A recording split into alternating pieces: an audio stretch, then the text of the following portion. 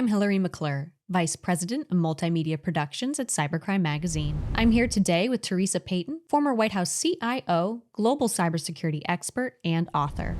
Evolution Equity TV is brought to you by Evolution Equity Partners, an international venture capital investor partnering with exceptional entrepreneurs to develop market-leading cybersecurity and enterprise software companies. To learn more about Evolution Equity Partners, visit evolutionequity.com. Theresa, welcome. It's so great to have you with us, and it's so fun to be hosting you on Evolution Equity TV.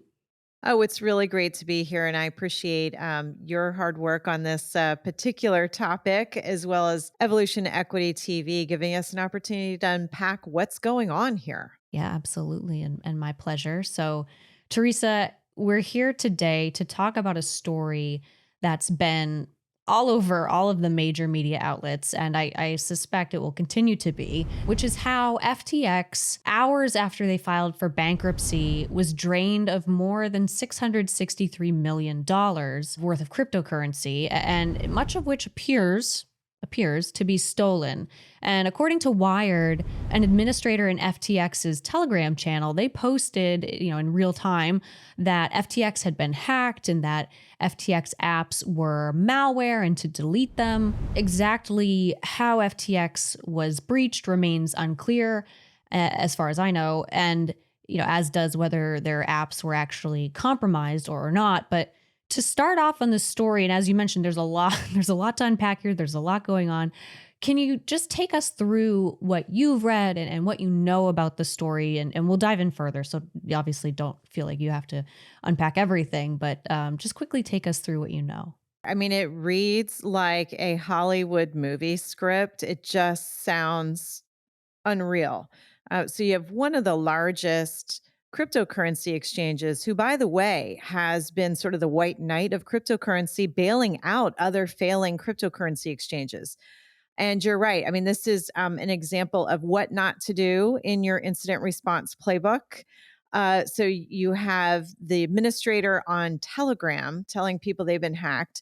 You then have the US General Counsel. Remember, they're not actually operating out of the United States, but they do have a US office. They're basically operating out of the Bahamas. But their US General Counsel wrote in a tweet that unauthorized access to certain assets has occurred. I don't know about you, Hillary, but when I look at large organizations, their incident response playbook does not start with, let's get to people on Telegram and Twitter. There's other more formal forms of communication that should be followed. You're absolutely right. There was this big outflow. What's interesting, though, is that part of it was observed to be by cryptocurrency tracers and trackers movement of coins from FTX proper into their storage wallets, potentially trying to save the cryptocurrency maybe in cold storage so that it couldn't be hacked or stolen by somebody. And then some of the other funds appear to be stolen. We do know that cyber criminals do pay attention to the news and headlines. And so maybe they saw this opportunity during the chaos, the announcement of the bankruptcy, to strike. Now, what do you do? Because the world is watching the moves of these cryptocurrency coins.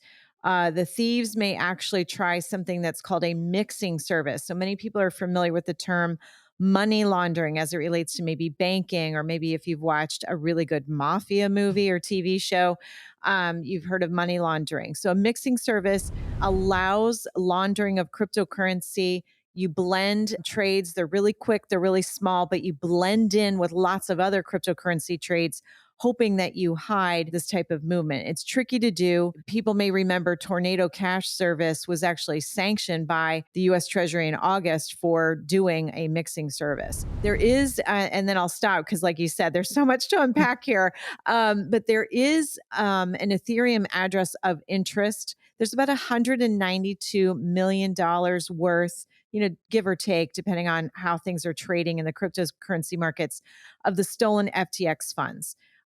It's actually been observed that that wallet, that Ethereum address, has been sending small or no value sums of tokens to different types of accounts, including a fundraiser account for Ukraine. So it's going to be interesting to see in the hours, days, and weeks to come what happens next. Absolutely. That's so fascinating. I didn't know that. And my next question for you, Teresa, is, as to be expected, we're hearing the name Sam Bankman Fried everywhere. And so, what do we know about the 30-year-old FTX CEO who was once heralded as the king and the savior of crypto, and who, in addition to having to file for bankruptcy and resigning as CEO of FTX, of course, he's under investigation by both the Department of Justice and the Securities and Exchange Commission. It's really unfortunate because when I look at his work biography, it's very impressive. This is a very talented and an intelligent individual. I'm not, we're going to have to hear from him. Like, where did things go really, really wrong? But he started his career very young at the age of 21. He actually dabbled in cryptocurrency arbitrage. So he would buy coins for a low price Mm, and then sell it on a different exchange for a higher price. And from there, he actually struck out on his own. He took all of those learnings and started to create these cryptocurrency arbitrage models, and he stood up Alameda Research. He then went from there to actually stand up FTX. Now, what's interesting is FTX has only been around since 2019. yeah. I mean, isn't it incredible to think it's only been around 3 years? And by the way, it's not around anymore. FTX built their reputation on allowing riskier trades and leverage bets. So that allowed him to actually be a huge market disruptor. And at one point, he personally was estimated to be worth over $20 billion. Something of note, there was an interesting sort of like a profile piece on him in Vox. And they wrote in there that during pitch meetings, he would be sitting there playing computer games. So obviously, this is a individual who can operate at multiple different levels. He was also a philanthropist. He set up a FTX foundation, donated, estimates are over $190 million to date of donations that he's made.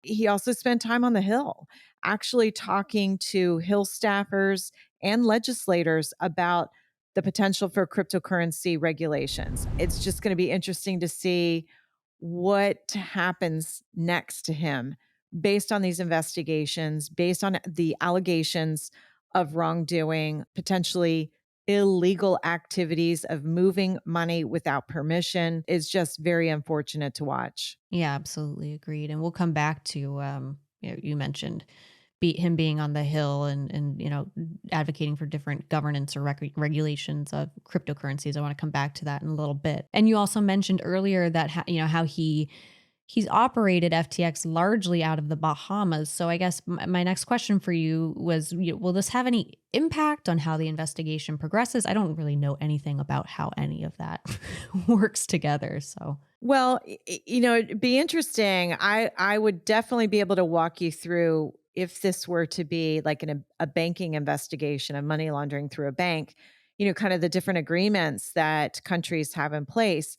There are discussions as of just us talking right now, Hillary, before we started to talk. The FBI is in conversations with the authorities in the Bahamas around extradition. Hmm. So it'll be interesting to see if I were advising the politicians and the government of the Bahamas, I would advise them that happened with FTX makes a mockery of their governance process and oversight of businesses. I know this isn't a financial institution and under Bahamas regulatory environment for a financial institution, but it is a registered business there. And it really did make a mockery of businesses and licensure in the Bahamas. If I were them, I would negotiate kind of the right way to do this extradition. I do know that they are cooperating with investigators and providing information. So, if I had to guess, Hillary, so this is just an educated guess, there potentially will be a discussion around extradition. There will be a discussion around him and the collaborators, what citizenship they have, Mm, and what's considered their primary citizenship. And then as the investigation and maybe potentially employees come forward and participate in the investigation, then the FBI will have to decide what type of charges will be filed, and what the court proceedings will look like. So all of that has to be determined, but obviously they want to be able to extradite him. The question is, will the Bahamas actually do any type of search and seizure of his devices? Those are things I tried to look for before our conversation and had not really gotten a definitive answer for. How are authorities watching the movements of these stolen funds? You mentioned the Ethereum earlier, and I guess, is there what else could you say about that, especially as it relates to crypto and blockchain?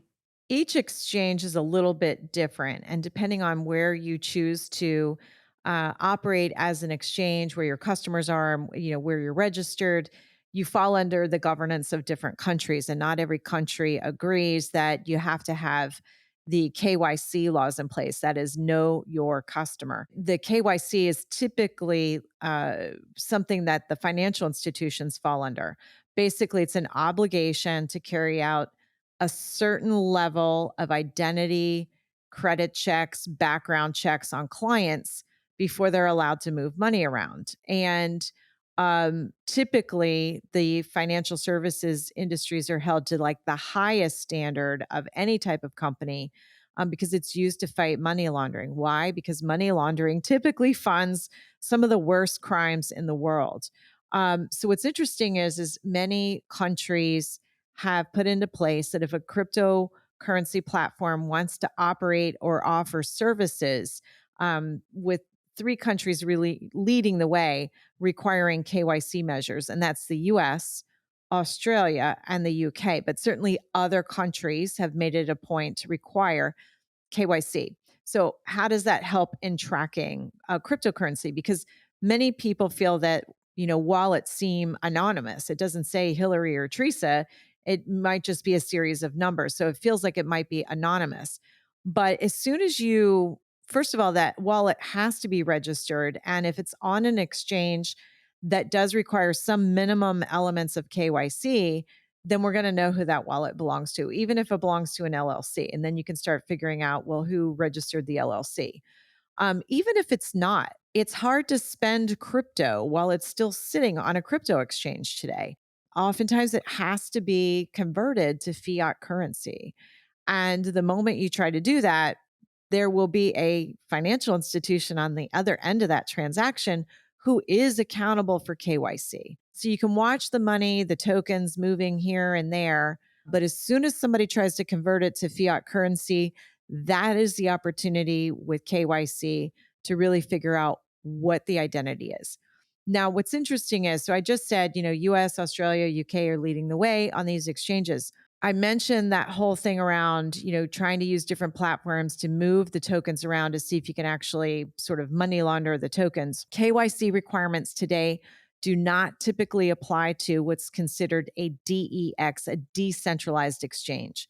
So those trades are done through smart contracts on the blockchain, and they aren't necessarily handled through a centralized trading desk. So it's possible it'll make it a little harder for authorities to identify who this belongs to. But again, at the moment they want to actually, buy a yacht or a Lamborghini or whatever they plan to do with the cryptocurrency, as soon as they try to turn it into some fiat currency, the banking authorities of that country should be able to figure out who the money's going to. Okay. Okay. That makes a lot of sense. And I read somewhere, I don't remember where, but that blockchain sleuths were using the KYC accounts for crypto theft. Did I misread that, or is that something that they're doing? Definitely, there's different methodologies, but many of sort of these cryptocurrency track, sleuths, researchers, and firms. There are firms that specialize in cryptocurrency tracking. They can actually look at sort of the blockchain ledger, look at the wallet, and again, assuming the wallet is on one of the registered exchange platforms that follows KYC, they can start following the money. So even if it's the wallet itself has a name that doesn't make any sense, they can use some of these ledgers to say, okay, I see, this type of a handle or this type of an entity. Where else on the internet do I see a similar entity? And then start to actually track things down. And so you kind of answered my next question earlier in our conversation, but my next question for you is: are these criminals using current events such as bankruptcy filings to their advantage? Oh, definitely. As soon as there was the announcement of the fact, he looked for a white knight to actually bail him out. And once that due diligence was completed and the decision was made not to move forward to bail out FTX, that announcement came out, the bankruptcy filing, basically we're going to have to file for bankruptcy. And that just started the domino effect. Now, the question will be as the investigation unfurls, are these just opportunistic international cyber criminal syndicates who are just watching the crypto headlines?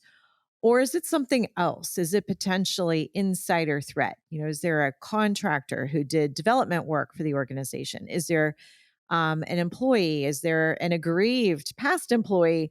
Only time will tell as the investigation unfolds whether or not these were truly outsiders. And, Hillary, one of the things they might have done, they might have socially engineered employees of the platform.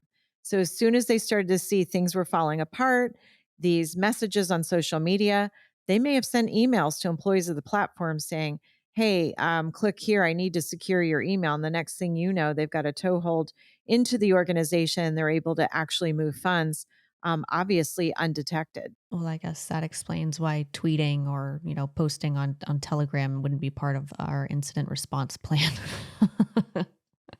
um, I mean, maybe that's the last thing you do after you do the yeah, first things, yeah, right? But yeah. Priorities, unreal. I don't know. So I guess transitioning now to like a different topic. Elliptic is a crypto tracing and blockchain analysis firm. And then there are others, of course, but Elliptic specifically has been featured across many different news platforms reporting on this story, including the Wired article that I mentioned earlier and a couple of Wall Street Journal articles, since they've shared their findings on the various specifics that they know about the $663 million outflow, which I think perhaps is what you had shared earlier as well. And I guess if it's different, what have they shared, and what are the implications of those findings by these crypto tracing and blockchain analysis firms? Well, they really did a wonderful public service announcement for anyone who had investments on FTX, but also the rest of the cryptocurrency ecosystem and the investigators. Because they very quickly, once they said, we've been hacked and somebody took our money, they were basically able to say, well, that's not exactly what we're seeing here. So we do see money that looks like it was taken in an unauthorized way, diverted to an unauthorized account. But let's unpack this for everybody of what we really see. So they followed the money, so to speak. And so they shared that for starters, less than 24 hours of announcing the filing for Chapter 11 bankruptcy, that's when the money started to move. They mentioned that the FTX wallets were drained of different types of tokens. So, again, this is an incredible public service announcement. We have more transparency from the information that Elliptic shared than we do from FTX themselves. And so they mention the different tokens. They mention Binance, Avalanche, Ethereum. And then they did more due diligence on this. And they said, look, we believe maybe around the US equivalent of $477 million has had unauthorized access, unauthorized transfer, potentially stolen.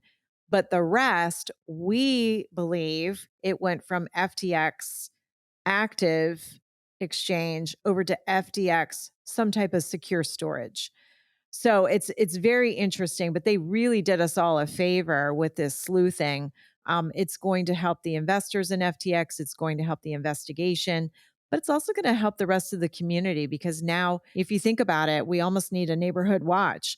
We certainly don't want this to happen to another exchange, and we need to know now that that money's sitting in some different wallets. Where's it going to go next? And they basically kind of gave us the roadmap for that. Yeah, absolutely. That's a great point. Um, well, I guess what is the likelihood, Teresa, that there will be Any recourse from this for any of the thieves who may be identified down the road? It is possible that they could get tracked down and be in a country where they could be extradited, held accountable, fined, and maybe one day the victims of the FTX implosion, which would be the people who had money on that cryptocurrency exchange, will get some of their money back. That's a best case scenario. I put a low probability of happening on, but it could happen. We could get lucky, and it has happened in some past cryptocurrency exchange thefts. Here's the thing though, if the sophisticated thieves are in countries such as Iran, Russia, North Korea, it may not even matter if they decide they're going to put their, cryptocurrency into fiat currency and their identities are revealed. It may not even matter. Like the opportunity for the US government, law enforcement to extradite and prosecute is pretty slim. Would love the idea of being able to track down who did this, and bringing them to justice and getting some of this money back for the people. But I give it a very low probability at this point. More broadly, FTX was very recently, evaluated at $32 billion dollars. And as you mentioned earlier, Bankman Fried was personally worth around $26 billion dollars at one time, which is just wild and very impressive. But how can something so large fall so quickly in the crypto world? As you mentioned earlier, FTX was founded in 2019. It's only been 3 years. And I know just this past February that the FTX got Larry David to be in their Super Bowl spot, which for whatever reason, for me, it means more to me personally than any of their extreme valuations that they got him to do that. But anyway, seriously, this is just the volatility is astounding. I think it's beyond anything that I ever comprehended, even in the crypto world, which is known for being super volatile. I agree with you, Hillary. And, I spent 16 years in the financial services industry, and I've been in the up and downs of the markets in the financial services industry. And I watched in horror as things kind of really unraveled um, with the financial services industry and the conversation around too big to fail when the mortgage lending crisis imploded.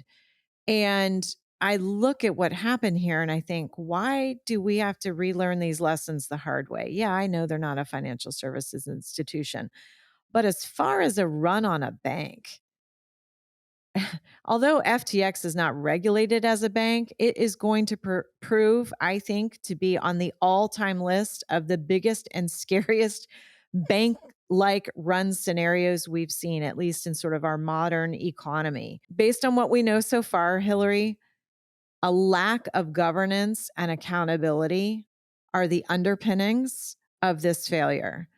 Based on what we're still learning, and I know the investigation is ongoing, we may also find fraudulent and criminal activity. I'm not accusing anybody of that. I will leave that to the investigators to decide if there was fraudulent and criminal activity. But the fact that there is discussions of extradition tells me there's probable cause. And it's unfortunate because we see that FTX made a big show of all types of acquisitions, bailouts, like you said, Super Bowl ads. They helped out other failed and flailing crypto companies. And now here we are. FTX is short by billions of dollars. Let's just say all the stolen funds get pulled back. They're short. They're short. And they had the crypto equivalent of a bank run. So where do people get to go from here? I don't know. But why did it fail? At a minimum, lack of governance and accountability. At worst, potentially fraudulent and criminal activity. But the investigation's going to have to pan out for us to know for sure. I think that's a really nice segue into my second to last question for you, which is, do you think that the collapse of FTX will put more wheels in motion or more pressure, perhaps, however you want to phrase it, for stricter regulations, governance, and everything with cryptocurrencies? I would have thought by now we would have had more than just kind of, hey, if you want to operate in these countries, we'd like you to do KYC. What I think we will see, Hillary, is as we really understand the true impacts of the implosion, I don't think we're done yet understanding the impacts of the implosion of FTX. So, for example, we learned that a Canadian pension fund had money tied up in FTX. What does that mean for that pension fund? So, are people not going to have retirement money? Or did they hedge their bets? How much did they hedge them by? Did they hedge this could go to zero? So I don't think we really understand the boulder that was thrown into the lake here and the ripple effect that it's going to have globally, not just on the cryptocurrency exchange ecosystem, but on real dollars that people are counting on. So I do believe more regulations and governance will come out of this. My fear is that what will come out of this will be based on very specific things that happened, and it will not be dynamic and flexible enough. And cryptocurrency exchanges will disrupt themselves again and operate a different way outside the constructs of governance and laws. So we have to really start to understand and maybe instead think about how do we help people understand what's insured, what's not insured? Are there alternatives to cryptocurrency? Helping people understand, hey, look, you could make a lot of money or you could actually lose it all and never get it back. And so, do you want to put your pension on a Vegas, blackjack table? Because that's what we're talking about here. Or do you want to put your pension fund for your retirees in something a little safer? Or, do you have $100 that's like, hey, this will be fun. This might turn into 1,000 or zero in 5 minutes. So we really have to do more education and awareness. And I would like to see global leaders come together on this issue and have a conversation on governance, laws, but also the cybersecurity measures. This is not the first exchange to be hacked. This will not be the last. Oh, such a nice wrap up that makes me not want to ask you my final question, but I will anyway because I always like to ask it of you. Teresa, any final thoughts for our audience on this topic and anything else you'd want to share? Sure. Well, for starters, if you or your family or your friends had currency tied up in FTX, I am so sorry this happened to you. And I want you to hear that. And I want you to hear, I think what happened is terrible and it should not happen again. And it's not your fault. You thought this exchange was living the talk. They were not walking the talk. And so shame on kind of global legislators for not thinking through regulation or at a minimum investment disclosures that cover cryptocurrency exchanges. So for everybody who lost money, has money tied up, I am so sorry this happened to you. Let's take the learnings from this and no more victims. Very well put, as always. Well, Teresa, thank you so much for taking the time to join me and discuss this today. I always enjoy our conversations, and it was just a lot of fun to be on Evolution Equity TV with you. It's always great to be with you, Hillary. Great job. Thanks for having me on. I'm Hillary McClure, Vice President of Multimedia Productions at Cybercrime Magazine. Evolution Equity TV is brought to you by Evolution Equity Partners, an international venture capital investor partnering with exceptional entrepreneurs to develop market-leading cybersecurity and enterprise software companies. To learn more about Evolution Equity Partners, visit evolutionequity.com.